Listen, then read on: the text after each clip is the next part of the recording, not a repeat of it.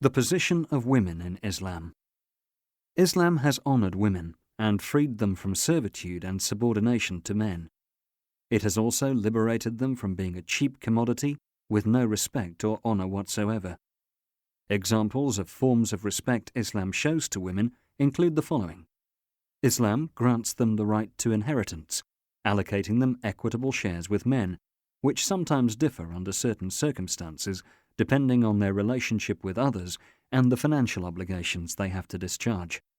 While men support the family as a matter of religious obligation, women are not obliged to spend a penny. It establishes total equity between men and women in numerous matters, including financial transactions. As the Prophet said, women are the twin halves of men. Sunan Abu Dawud 236. It grants them the right to choose their husbands and places a large amount of the responsibility of bringing up children upon her. As the Prophet said, a woman is a guardian of her husband's home and is responsible for it. Sahih al-Bukhari 853, Sahih Muslim 1829. It grants them the right to keep their maiden names. In Islam, a woman does not change her surname to that of her husband upon marriage, as is common in many parts of the world. Rather, she retains her maiden name, and thus her independent personality. It makes the husband's duty to spend on those women entitled to his support, such as his wife, mother, and daughters, without attempting in the least to remind them of his favors.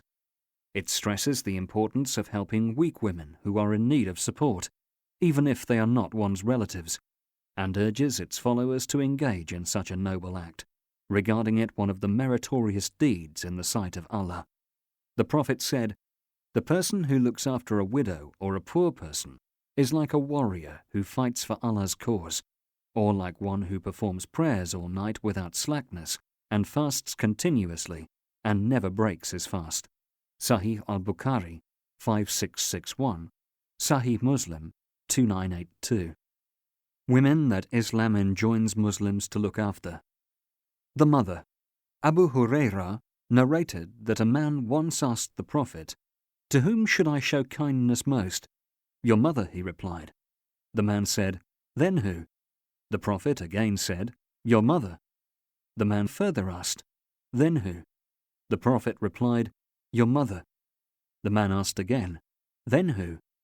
The Prophet said, "Then your father."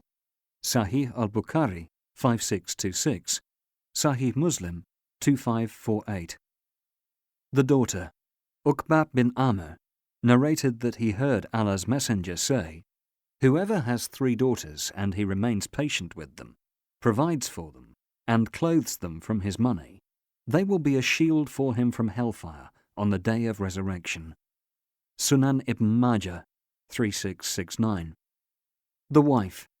Aisha narrated that Allah's Messenger said, "The best among you are those who are best to their wives, and I am the best amongst you to my wives." Sunan at-Tirmidhi 3895. Islam considers the relationship between husband and wife to be complementary, each of which remedies the deficiency of each other in building the Muslim society.